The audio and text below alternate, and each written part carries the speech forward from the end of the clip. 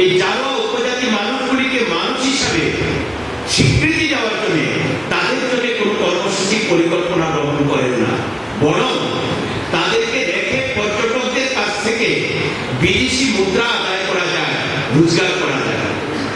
এ হচ্ছে ভারত সরকারের মানবিক দিক।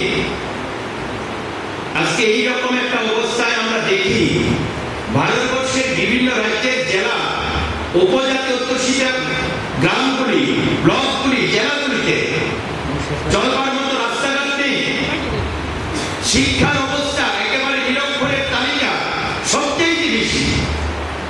ভারতবর্ষের সেই সমস্ত উপজাতি অধ্যুষিত জেলাগুলিতে কৃষকের আত্মহত্যা, মা তার সন্তান বিক্রির ঘটনা, শিল্পপতিদের কাছে খনি এলাকা তুলে দেওয়ার কারণে হঠাৎ করে তাদের এই বনাঞ্চল থেকে উচ্ছেদ ঘটিয়ে দেওয়া, এই ঘটনাগুলি ভারতবর্ষ জুড়ে সংঘটিত হচ্ছে। কি রাজ্য সরকার, কি কেন্দ্রীয় সরকার এই উপজাতি মানুষগুলি শিক্ষার জন্য, জীবন মান উন্নত করবার জন্য, তাদের কাছে কুসংস্কার মুক্ত বিজ্ঞান মনস্ক মানুষ গড়ে তুলবার জন্য আজ পর্যন্ত কোনো পদক্ষেপ ভারত সরকারের পক্ষ থেকে নেই, রাজ্য সরকারগুলির পক্ষ থেকে নেই। মহারাষ্ট্রের উপজাতি অধ্যুষিত জেলা, মধ্যপ্রদেশের উপজাতি অধ্যুষিত জেলা, ঝাড়খণ্ডের উপজাতি এলাকাগুলি আজকের আধুনিক সভ্যতার বিন্দুমাত্র আলো, বিন্দুমাত্র স্পর্শ তারা পায় না।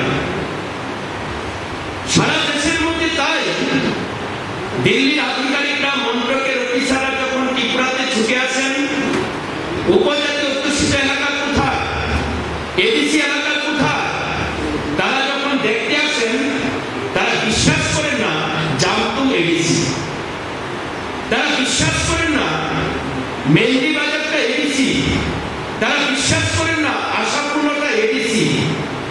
তাদের মনে হয় এডিসি মানে ভারতবর্ষে এমন জায়গা যেখানে পাকা রাস্তা নেই, যেখানে বিদ্যুতের খুঁটি নেই, যেখানে স্কুল নেই, যেখানে হাসপাতাল নেই, যেখানে সকলের দেহের মধ্যে সুন্দর পোশাক নেই, ছেলেমেয়েরা স্কুলে যায় না, একটা পেছনে পড়া প্রত্যন্ত দুর্গম এলাকা হচ্ছে এডিসি। আর আমাদের ত্রিপুরার যে এডিসি দেখতে আসছে তারা বারবার প্রশ্ন করে, এটাই কি সত্য এডিসি এলাকা? জামতুম কি সত্যই এডিসি? এখানে হাসপাতাল, এখানে বাজার, পাহাড়ের পশ্চিমে পাকা রাস্তা, পানীয় জলের জন্য পাইপলাইনে জল, বিদ্যুতের খুঁটি, জঙ্গল পরিষ্কার করে টিলা বাগান তৈরি করে দেওয়া হয়েছে, ছেলেমেয়েরা স্কুলে যাচ্ছে, এখান দিয়ে প্রাইভেট